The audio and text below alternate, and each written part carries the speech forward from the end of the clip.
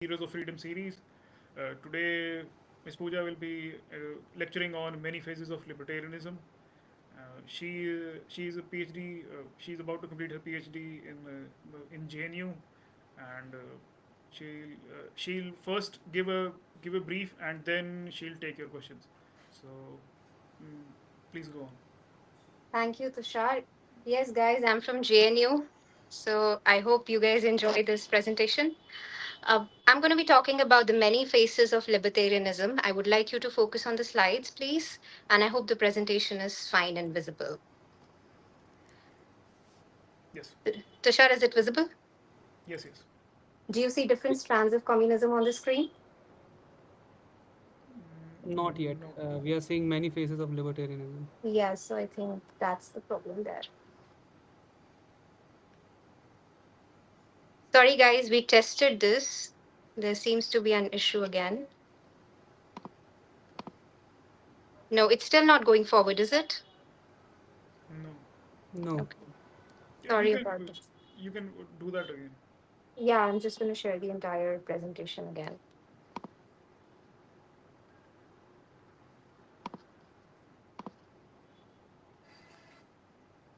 Yes. Now it's visible. Yeah. Okay. It keeps getting stuck. It's stuck again. Can you share it on something like WhatsApp and open it there and then you can. I Tushar, I sent this to you. Can you share it? Yeah, yeah, I'll share it. Yeah, I'll share it. Yeah, please do that. We're very sorry about this glitch, guys.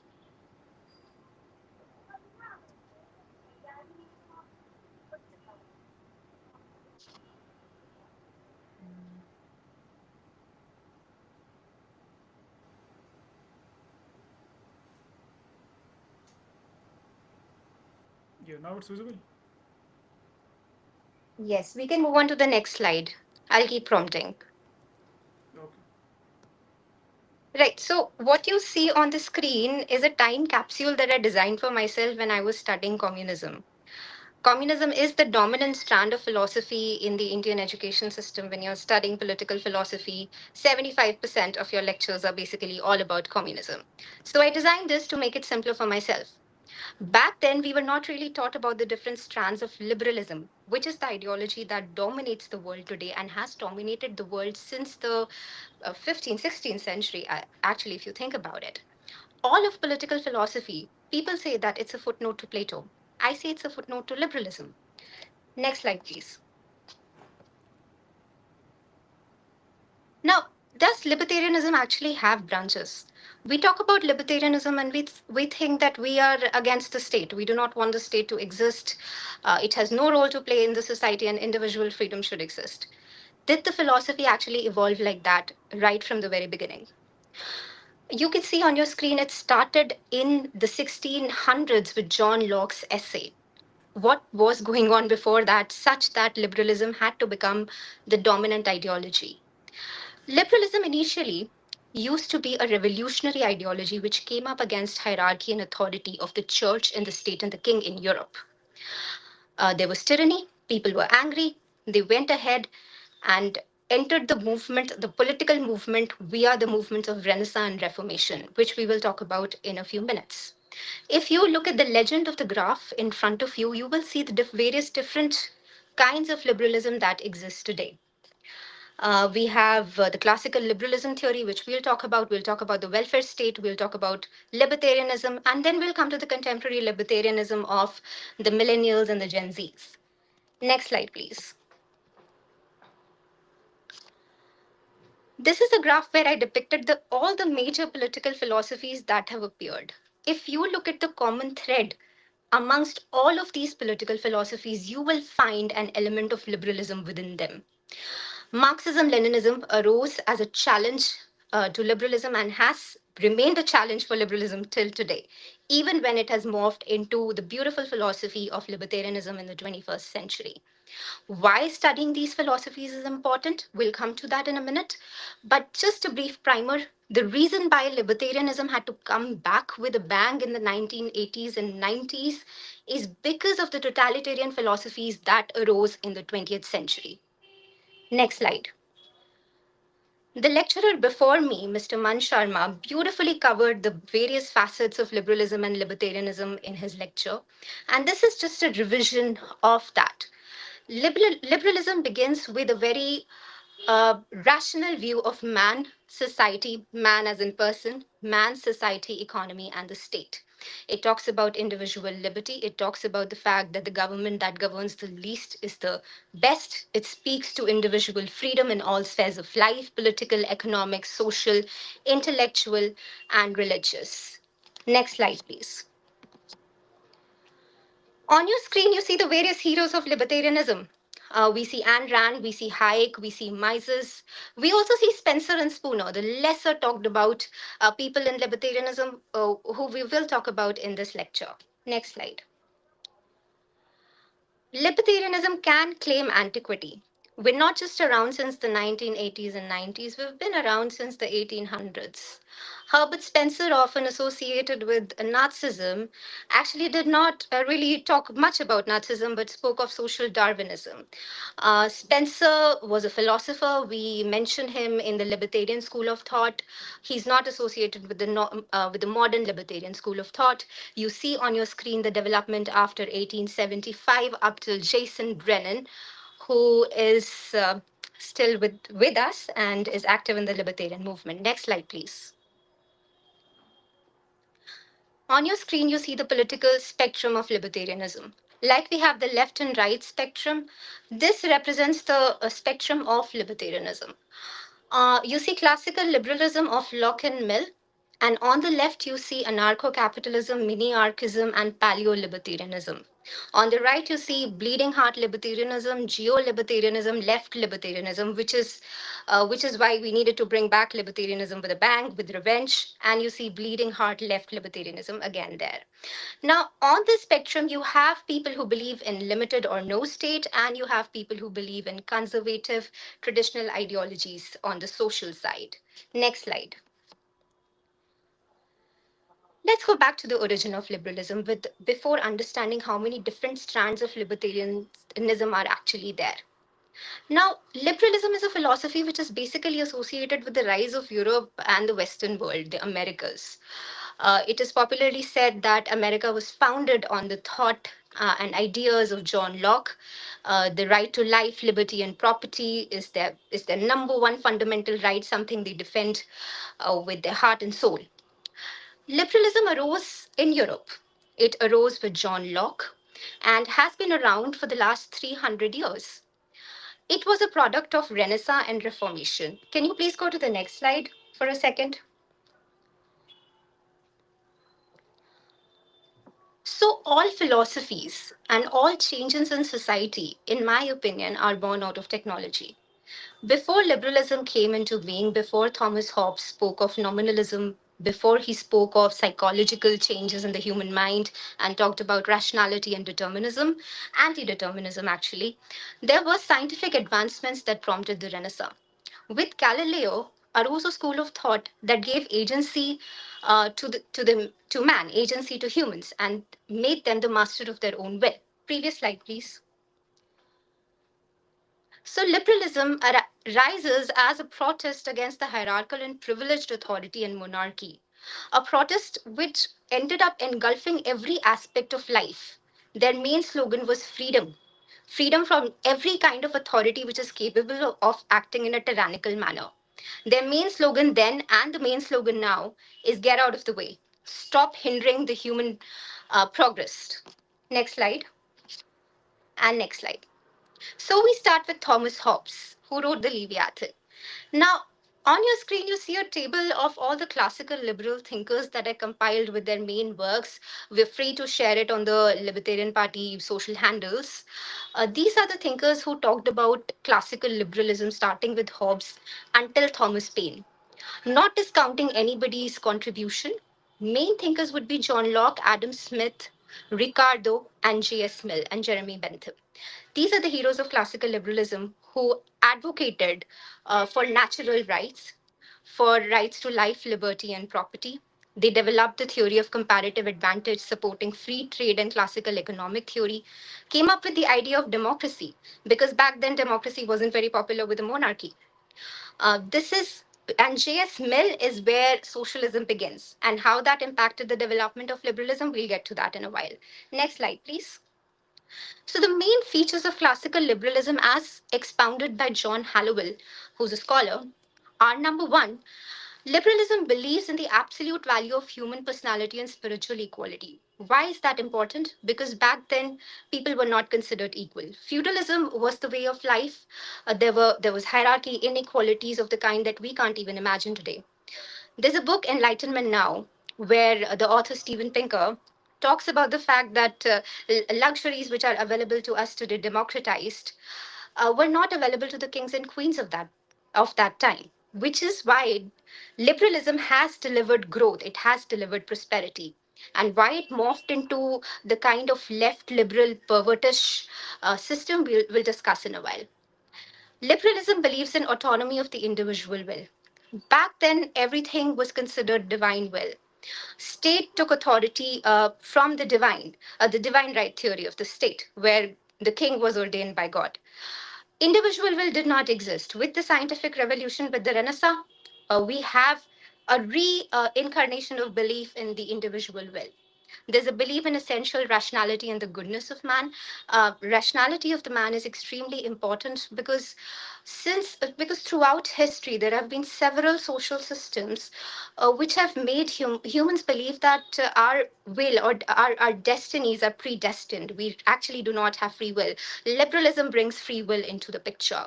It brings inalienable rights of the individual, particularly the rights of life, liberty, and property, into being, so that no one can snatch them away from you. The state comes into existence by mutual consent. I'm sure most of you have heard about the social contract theory. Who, for those of you who haven't, it is a belief that society and the state come into being because of the social contract, because everybody sits down in a hypothetical situation to create the society and the state.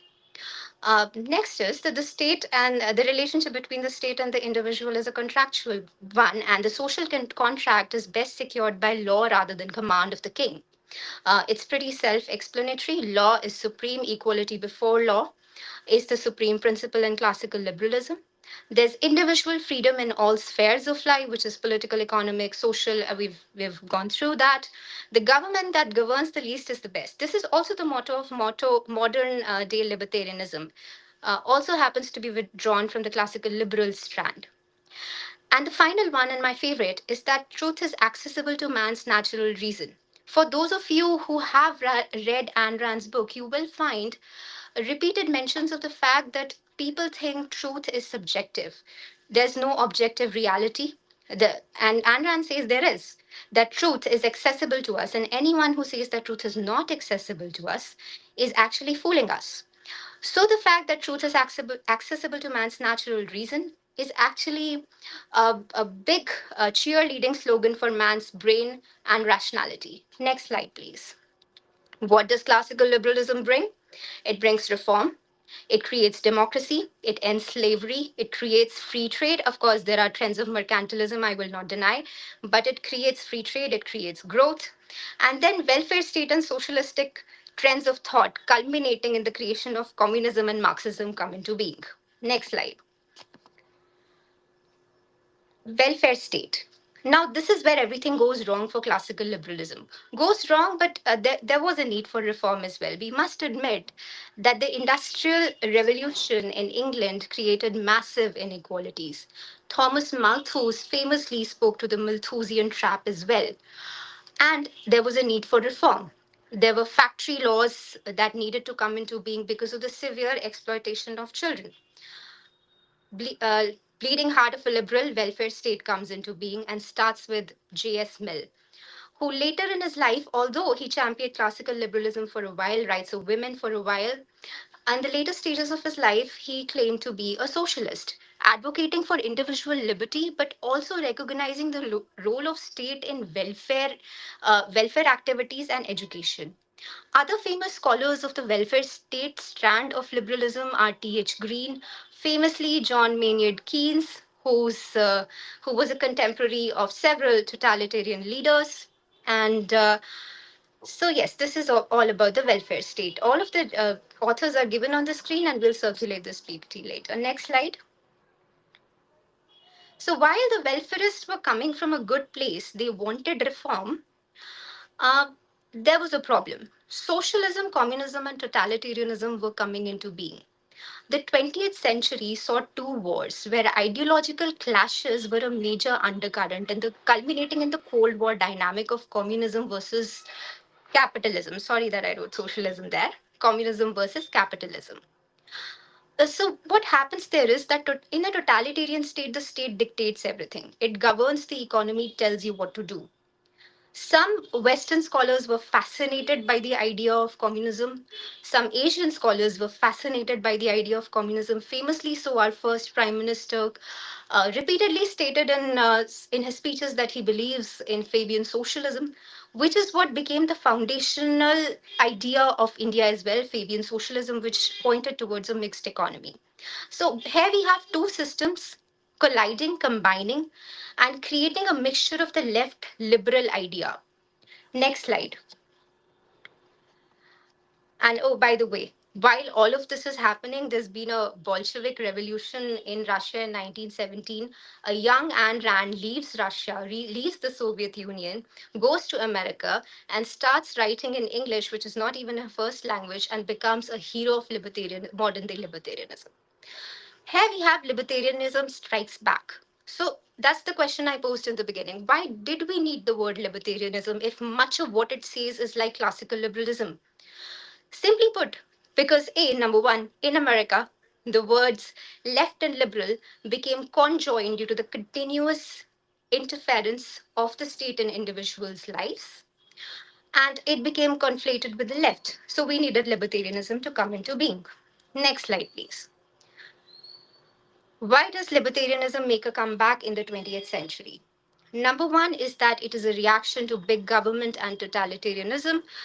People are trying to defend individual liberty. For them, individual liberty means having their rights with them and not having the government tell them what to do. This is at the base. Opposition to Keynesian economics, which did create multiple crises all across the world. There's a philosophical resurgence of the moral authority of libertarianism with Robert Nozick and Ayn Rand, who talked about entitlements, deserts, and the fact that merit is supreme. You have political movements and parties. In 1971, the Libertarian Party of America is born. It's considered to be reactionary. It's still in existence, actually, and it's a beautiful movement in America with multiple organizations. Please do look them up. We have the end of the Cold War and the market triumph, with Francis Fukuyama declaring the end of history in 1991 when the Soviet Union collapsed. The end of history thesis has been challenged subsequently by reality with the financial crisis of 2007 and 9, where capitalism went wrong by believing in too big to fail institutions. In the 20th century, we also have a media and cultural shift where people want to be independent, they want to be self reliant, they want to own stuff and be something in their life, which is what the American dream was all about in the first place. Next slide, please. These are the heroes of modern day libertarianism. We begin with Friedrich Hayek, we have Mises, Milton Friedman, Ayn Rand, Nozick, Rothbard, Lane, Patterson, and Knock. For those of you who you don't know, that Isabel Patterson was actually a mentor of Ayn Rand, who's very famous even outside the libertarian structures. All of these thinkers contributed in their own way to the running thread of liberalism and libertarianism. Um, Libertarianism has not evolved under schools as communism. We do not have Trotskyism. We do not have Leninism. We do not have Maoism. We have a group of independent thinkers talking about their ideas about how society, state, and economy should be structured and how individuals should be left alone. Next slide, please. Tushar, next slide. Okay. Now, what about the schools of libertarianism? There are many. I showed you the schools on the spectrum, but we'll only talk about two: mini-archism and anarcho-capitalism. Next slide. And here we have our hero Javier Milei from Argentina, who did the impossible and won elections as an anarcho-capitalist, openly declared anarcho-capitalist, and I think in multiple segments in Spanish he calls himself Captain Anarcho Capitalist. I do not know, I do not remember the Spanish translation of it, but the English translation says Captain Anarcho Capitalist. We're watching the tremendous success of Milei at the moment in Argentina, where they have come out of a financial crisis, and the IMF chief has declared that they are eligible for any kind of help they require from the international community. Next slide. What are the major tenets of anarcho capitalism? Let's speak to the major thinkers of that. That's Murray Rothbard, Hans Hermann, and David Friedman. The major tenets of anarcho capitalism basically revolve around the complete elimination of the state in favor of a society organized around private property, free markets, and voluntary contracts. What it means, in short, is get rid of the state. Everything that the state can do, private individuals can do better. That's what anarcho capitalism talks about. There's no state authority, there's absolute individual sovereignty. There's no interference of the state in an individual's life.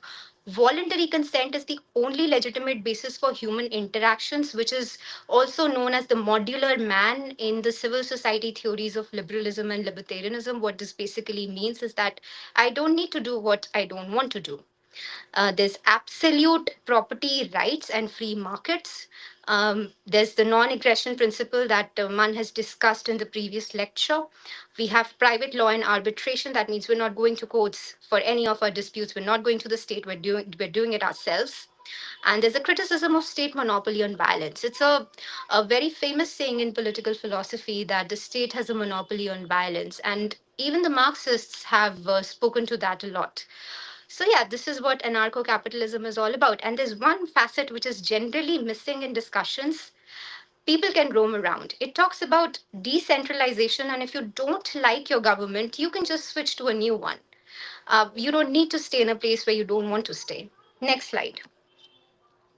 Let's speak to miniarchism. The heroes of miniarchism are Robert Nozick.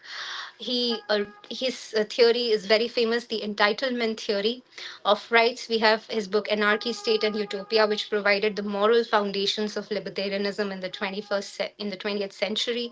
We have Ayn Rand, whose books are cited to be as the fountainhead and Atlas Shrugged. But actually, in my opinion, if someone's trying to understand her work, they should be reading The Virtue of Selfishness, Capitalism, uh, The New Philosophy, Capitalism, and Who Needs Philosophy. These are the books that you should be referring to. Also, The Anthem. We have Ludwig von Mises, who advocated minimal state and classical liberal economic theory. So, what is mini-archism actually? It's basically the classical liberal state, which says that the state should be acting as a night watchman only. It should be limited to protecting the citizen's property from aggression, theft, and breach of contract and fraud. There's minimal state intervention, there's individual liberty and property rights. That's common throughout. But in this, we have the idea of limited taxation and government funding. It maintains that if a citizen voluntarily wants to contribute to state finances, the citizen is free to do so. There's rule of law and objective justice. It does believe in the state taking up just the functions of justice, as opposed to anarcho capitalism, where citizens take that role as well, the markets take that role as well. And then we have free markets. Next slide, please. So, all ideologies ultimately seek to reconcile the principles of liberty, equality, and justice in the most optimal manner. And we believe that libertarianism does it best. Thank you. Tushar, I'm done.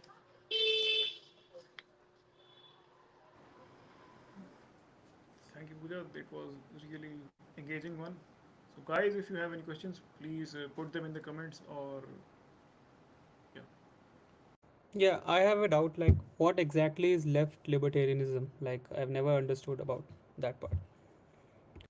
Left libertarianism, simply speaking, is an apologetic stance from people who've become rich using free markets. There's it's a misnomer in terms. Left libertarianism cannot exist. But there is a school of thought in Western academia that does talk about it. So it's basically have the free markets, but at the same time ensure that you're cushioning the people who are disadvantaged from the free markets. So they would probably talk about education, health, universal basic incomes. That's it. That's basically what it's about.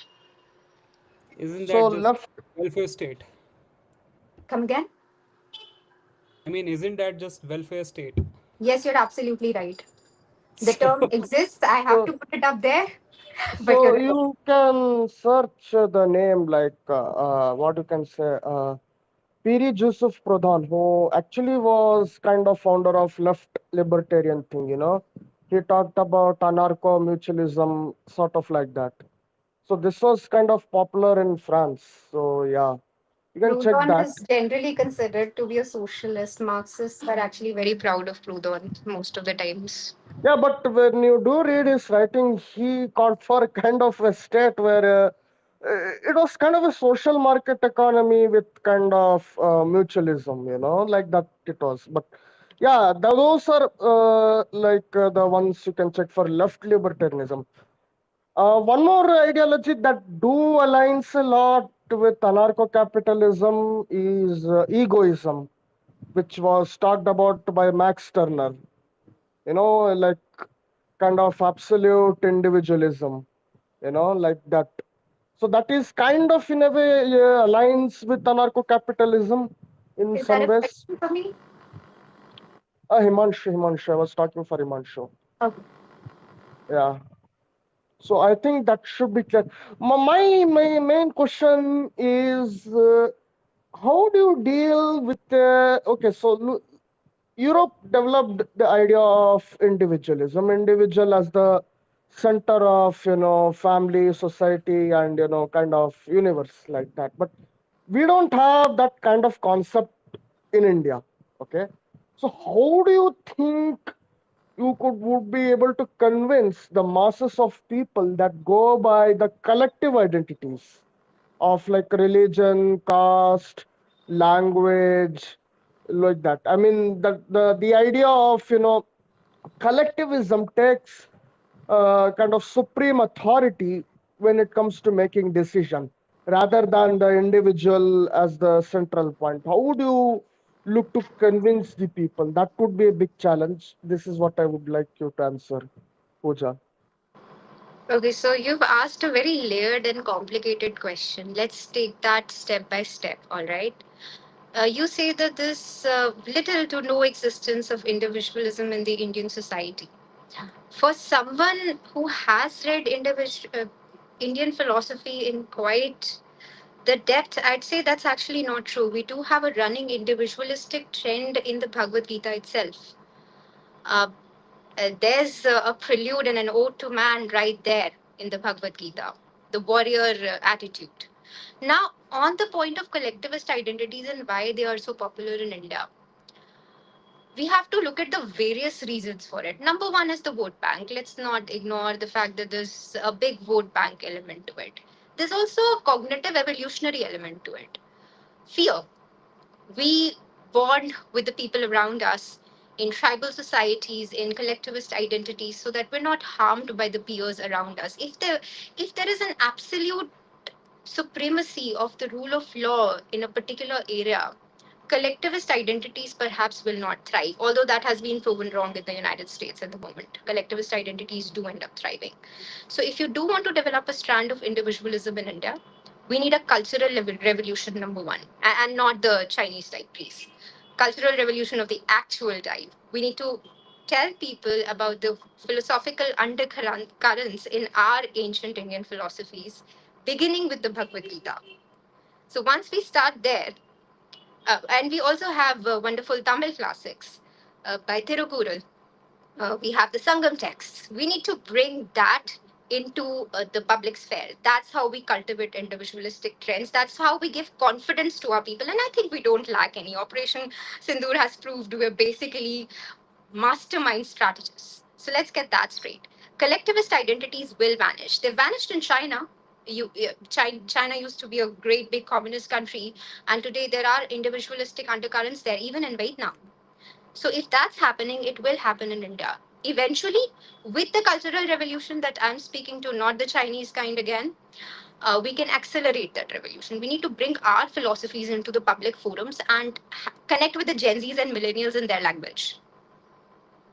So, like, just a curious point you did mention about Gita.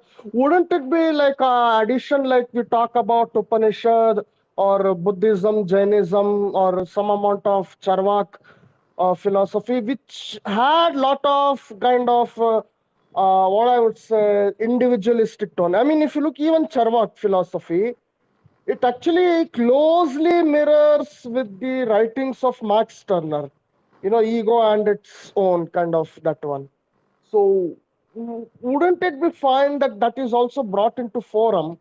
But here is where I find a problem here. Often I found in the social media that whenever you do end up mentioning these philosophy, like even Upanishad, some of the statements of Upanishad are kind of highly pro-individual. Let's put it that way.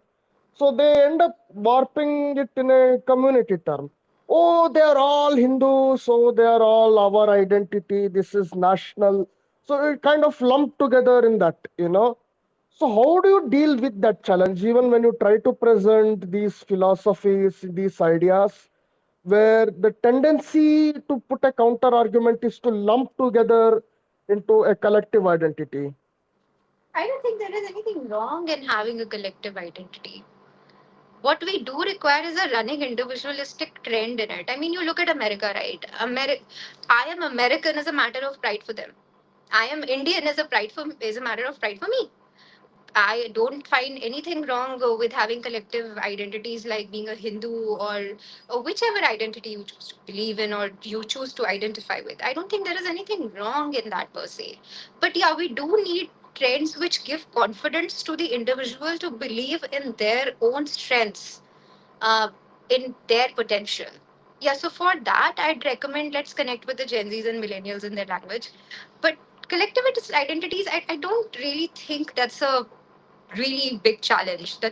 I don't find that to be a very big challenge, to be honest. Because what happened, you did cover about the 20th century, about clash of ideologies. So there was also rise of fascism in the early part of 20th century. We have these, like, I mean, it resembled more closely with the communism than with the liberalism, because often we see the left accusing that, oh, fascists are the paragon of capitalism, they are extreme, that thing. But in fact, when you read ideas of George Sorrelism and those people, what we do see is the idea of collective is redefined in a very different way. I mean, Mussolini and these people ended up, even Argentina, Peronism was a like copy of Mussolini. So they all pursued socialism, but when it came to like crushing liberalism, they didn't use the class theory of Marx. They ended up using national identity theory or race theory, or making a common enemy out of someone. They needed something like that. So at the end of the day, that's what happened. And do you see that there is an emergence of certain trends within EU, basically, that is leading to a sort of that things, basically? I mean, if you look at EU today, it's like highly regulated. It's nothing close to what it claims to be pro free market or anything. It's highly like regulated. Okay. So do you see we might be headed something called as neo-fascism or neo-Peronism, basically, which is nothing but communism painted with different colloquial terms and different uh, identities. That's it, basically. It's basically socialism with different colors. I don't know if I categorize it that simply, actually. Communism in itself talks about the abolition of state, right? The end process of communism leads to the abolition of state. So we have that, and today what we are seeing in society, because of which there's a running libertarian undercurrent, is over regulation. Simply speaking, it's over regulation. Just to register a company, it takes 30, 40 days. Of course, people are angry about it. In Europe, perhaps even longer. In some countries, sometimes shorter. Europe is an overregulated continent. The people know that there. And as far as the new terms are concerned, I I'm not an expert, but what I do know is that anytime someone adds neo to something, I tend to ignore it because that's a pejorative term, and that's not going to amount to anything. Because I haven't really seen a political party with the prefix neo coming to power or any movement of worth its substance actually coming to power with the prefix neo. So I just tend to ignore it. But you're absolutely right on the fact that there's a lot of over regulation in EU, and I'm sure they're going to revise it when they want to. It's at the end of the day, it's their decision. Yeah, because I have been following Miller. Even I used to be pro-Marxist, pro-extreme communist. Okay, so Miller did turn a lot of my mindset because what you see in Argentina is uh, Keynesianism doesn't work. I mean, who probably came up with the idea that you need to put stimulus into economy to run blah blah blah. So Millet is proving all that thing wrong. I mean, less the taxes, less the spending, more the benefit. That's what we are kind of seeing in Argentina. How do you see, especially looking at countries in Asia? How do you see South Asia particularly, where few people are aware of Argentina or what's happening even there? Because one of the trends in India which we have been searching is all the leader, they search for, of course, Narendra Modi is famous, but next famous is from Mexico, Claudia Sheinbaum, according to Google search in India trend, okay? But very few people in India even know about Millet or what he is doing, okay? How do we let the public know that less spending, less taxes, less regulation gives the maximum benefit to the public in the long term? Okay, so I will first of all not club South Asia as a single collective. Let's not do that. I mean, there's a lot of I mean, problems. I meant only the region in terms of that. But yeah, India? yeah. So of course, specifically speaking about India, but many things are kind of also applicable to the neighboring states. I meant that way, basically. Yeah. I'm not an expert on neighboring states for sure, and I will not speak to what the populace there thinks or the trends there are. I'm certainly not an expert in South Asia. But in India, slowly and gradually things are changing. We have different economic systems in different states also. We have to understand that we're a federal country where most of the dealings of a businessman, most of the dealings of an individual are actually with the state, not with the center, at least direct dealings anyway. So we have to understand that this process is going to take a lot of time. And on the spending issue, again, because we are a federal country, we have several different kind of fiscal models existing. We have Telangana, we have Himachal Pradesh, we also have Gujarat and Maharashtra and Goa. We have several models that we can evaluate. We have to research on them, rigorously research it, present it to the public, and hope that the rational human mind accepts what it has to. And frankly, I my PhD is actually in foreign direct investment and how I've compared two administrations, the UPA and the NDA 1 and 2. I find that Prime Minister Modi's government has actually done a splendid job in some areas. So we have to appreciate and acknowledge that, but we also have to understand the uh, bureaucratic hurdles that are there in front of the Modi government as well. So yeah, if we want people to understand libertarianism, understand what Pillay is doing, we need to rigorously research each and every principality of India. Actually, I mean, there's a saying about India, na कि कोस पे बदले पानी. There's a saying like that which says in every moment there's a change in the Indian society and economy. We need to understand that change.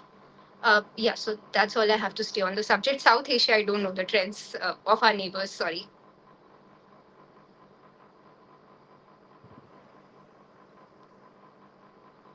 Tushar, would you like to take over? Yeah, anyone has any questions? Manju, can you see the comments? I cannot see the comments.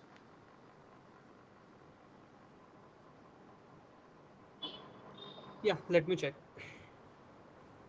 Comments where X or YouTube?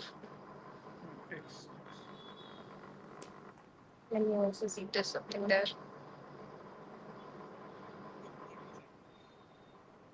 I don't see anything.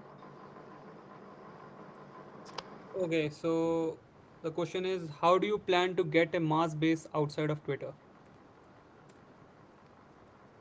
Is that to me or to Tushar? To everyone. Yeah, I mean, Tushar, you let can you take everyone that can. one. Yeah. So mass base, we aren't targeting a mass base. We are just looking for 5 to 10% of the people who are fully committed to our ideas. This thinking that you need 51% of the voters is bogus.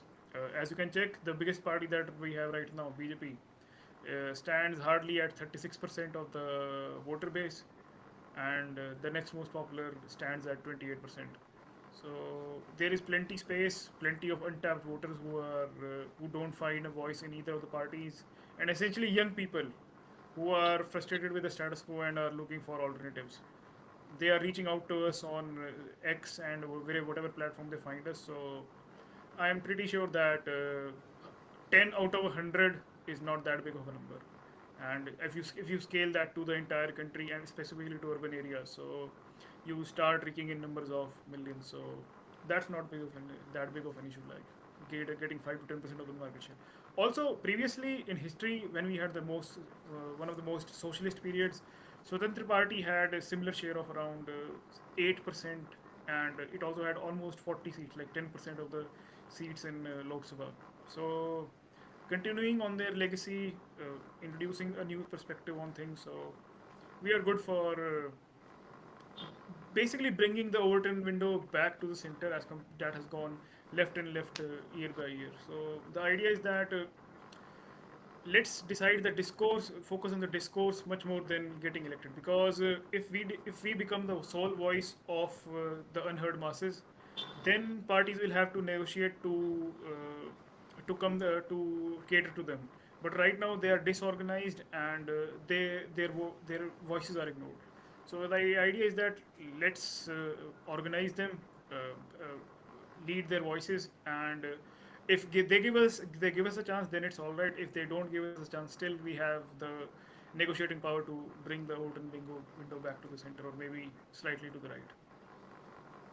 So that's So the I would like to add one more thing. So what one thing is like one of the ways to getting to the public masses is there are a lot of schools, colleges, universities, and we also have some of the independent summits at locally. I mean, where kind of you see like literature festivals, etc.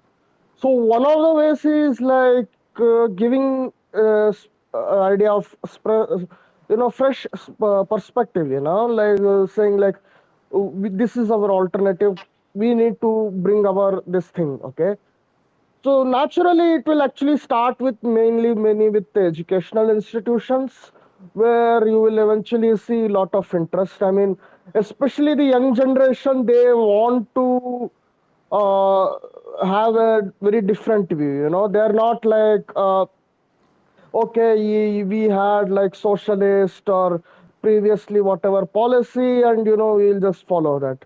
They want to understand how the economies like Singapore or Switzerland or etc. are very good. So they want to understand. I mean, you even in within universities, you do see a lot of young people who actually want to make like attend or give look to those sort of alternative, but they just don't have the voices. So maybe that's what I said. Start with the educational institution, and eventually, like so words will start spreading. The news media maybe start taking interest. Like few days back we had Ajay, who went to CNN and he talked about libertarian perspective over the caste reservation. So we had the spokesperson from BJP and Congress virtually saying the same thing. It's not much different, like how we see in US. Democrat, Republican, same, but when it comes to almost all policies, right? So you saw that in the news channel, and we had got a very positive feedback from the people, at least on the online, that they are no longer interested in going either Congress way or the BJP. They want to look a third alternative, a better alternative in terms of Libertarian Party. So eventually, when the word starts spreading, you will have like summits where or literature festival where we get to present some of the books. I mean, there is a Spanish book on Malay which got released recently. I forgot the name. Malay era, or I think something it was era of Malay or something. It was a Spanish book. It's actually kind of become very popular in countries like Mongolia. You know, Oh, a small country in Mongolia where it has become very popular. Even among the Vietnamese, they're taking interest, and government of Vietnam is actually looking to Argentina to cut down the bureaucracy. So I think once we get into literature festival, where usually we see it's the spokesperson of left or Congress or BJP, or the right wing, I mean traditional statist right wing, let's put it that way. There we can present, hey, there is some other better alternative, there is a better way. Well, there we could introduce like our books, our literatures. I mean, we have lot of good literature from Mises Institute, for example. They have quite a lot of articles and journals which are published.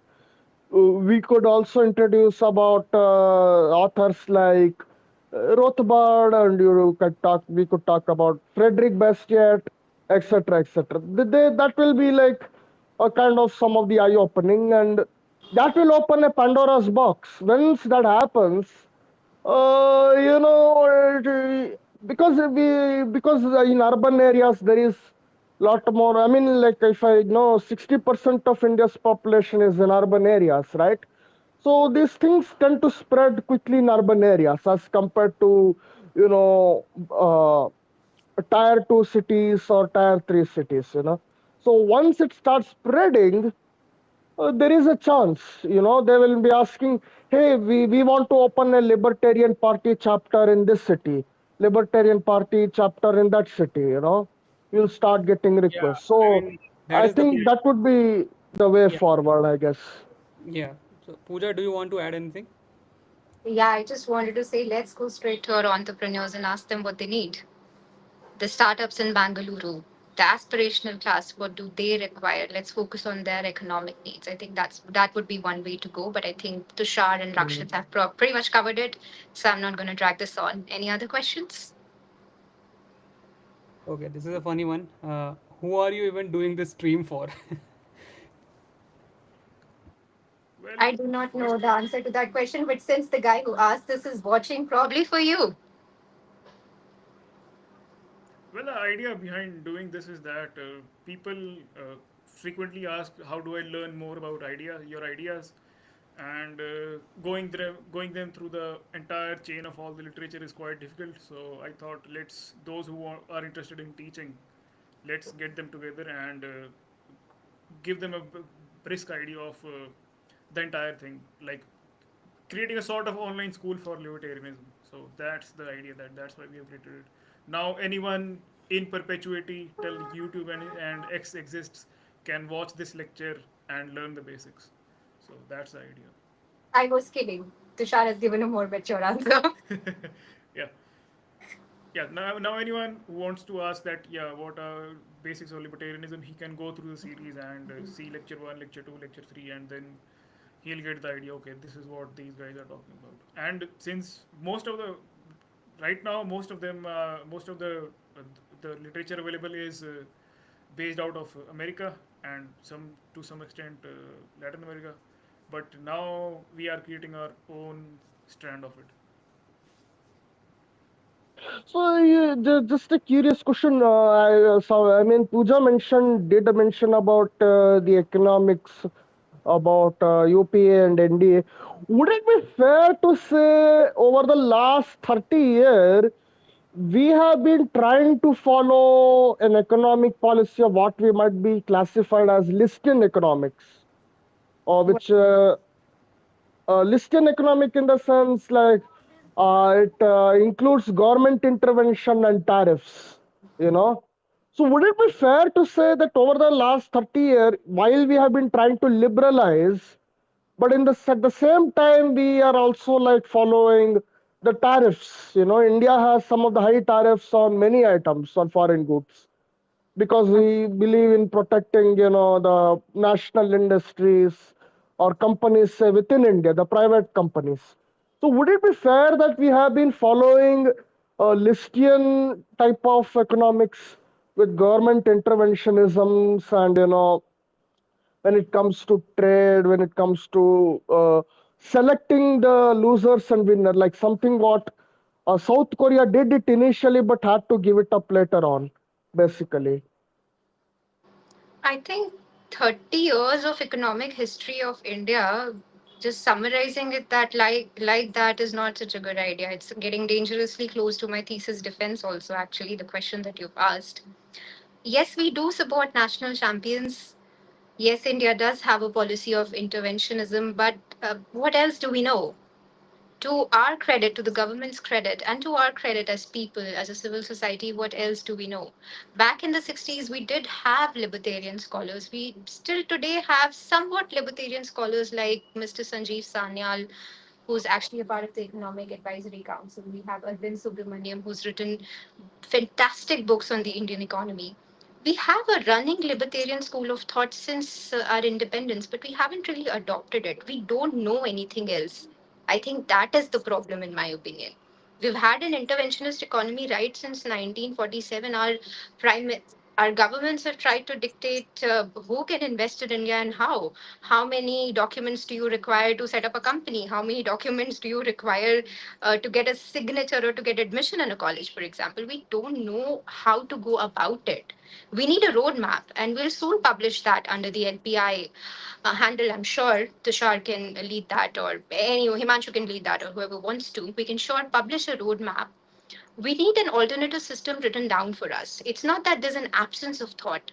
There are Indian scholars who work with Cato also, Cato in America, which is also a libertarian think tank. There are Indian scholars working there. We need to include them, talk to them, understand what they require. As far as our interventionist tendencies are concerned, they will not go until and unless we have a written roadmap for the future. We know what we are going to do. Yeah. So, like coming to this question about you know, interventionism. Oh, so yes, few days back, Ajay had posted about a book about Nehru, the 6 days. I forgot the name. 16 weeks, something. 16 stormy days. Yeah. So this was regarding the First Amendment to the Constitution. Prior to the First Amendment, it has been like argued that the Constitution was somewhat more pro speech, pro kind of liberal, and had a sort of lot of individual freedoms. There were a lot more space for it compared to what happened after First Amendment. So, would you say that had any role to play in sort of restricting the public space after the First Amendment? I don't think that in India you can restrict the public space at all, no matter how hard you try. Online trolls can, Yeah. yes, but it's very difficult to restrict the argumentative Indian. There's an entire book on it. As far as the First Amendment is concerned, I think Tushar, you should answer that. I know you've spoken about it before, I think. Yeah, it was complete power grab, and this distortion needs to be corrected.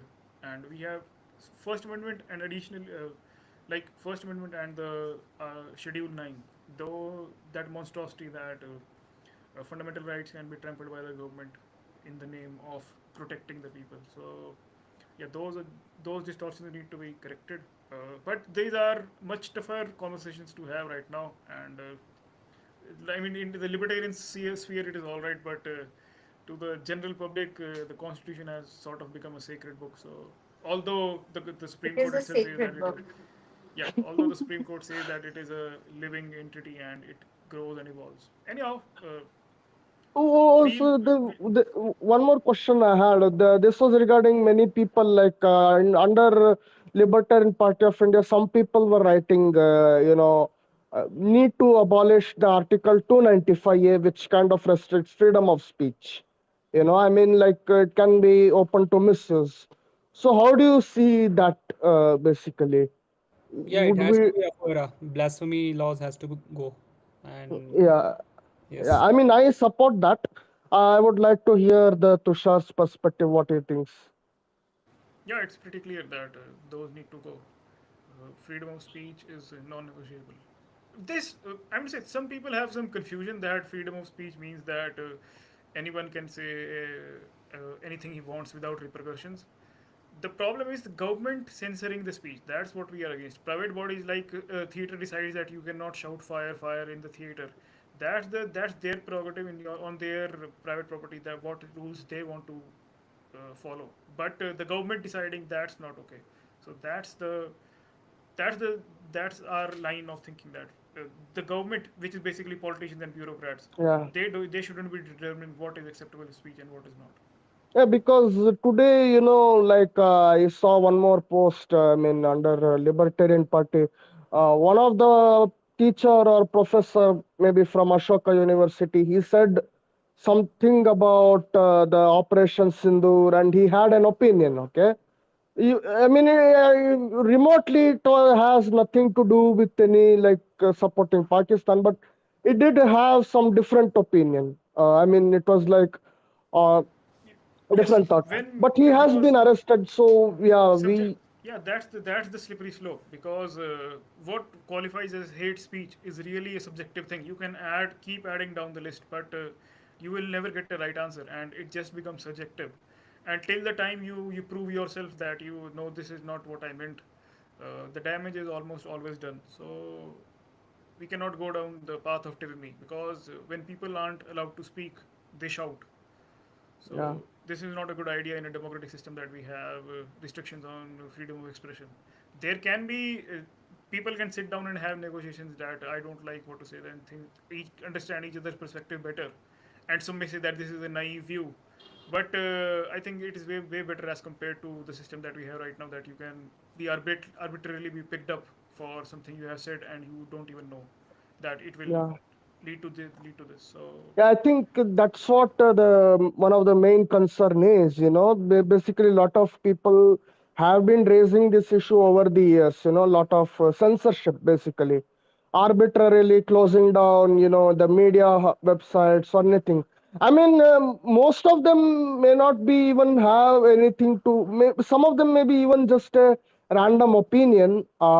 But still, it gets kind of reported or gets go to government and kind of arbitrarily closed down or clamped down by police. How do you look Yeah, at the police yeah, system in India? yeah. What is the Yeah, libertarian idea to reform the police system so basically? yeah, Rakshit, we'll cover that. so Yeah, Let's let's Rakshit, cover that keep another day. Any questions yeah. from the lecture? I yeah, mean, yeah. So did I make I it that do. boring? Yeah, maybe the context was not clear for people, but I think we don't have questions regarding that. Few Okay. questions are why aren't we talking about BGP members who are disappointed with the party and targeting them? Then we have when can we see groundwork of Libertarian Party? And the last question is what are the views on gun laws? Oh, okay. Okay, so we'll address them in another lecture. Any question regarding libertarianism as such and different stands of libertarianism? Let's Any question regarding the ideology? If there's yes, anything up from the lecture. Otherwise, I think the other question should go to the Twitter Spaces, to the X yes, Spaces. yes, How can I contact you? yeah. Yes, you can DM. So that's how it works. Okay. Yeah, I don't think we have any more questions. So Okay, Okay, so shall we go then? yeah, we should close. Thank you, Pooja. Okay. Thanks Thank for you, your time. everyone. It was really insightful, Thanks. and I'll share the screenshots of the presentation on the party handle, so people Okay. can go through it. Okay. Bye. Yeah, bye. And this lecture is available both on YouTube and on X. I'll post the link. So you can rewatch it if rewatch it. Thank you. So Thank Tushar, Thank this you. will be a weekly thing, right? Heroes of Yeah, Freedom. we'll have the lecture, another lecture next Sunday, and I'll announce the speaker around Tuesday or Wednesday. Sure. Okay. Thank you, Pooja. Amazing lecture. So. Thank you. Thanks. Thank you. Bye. Goodbye.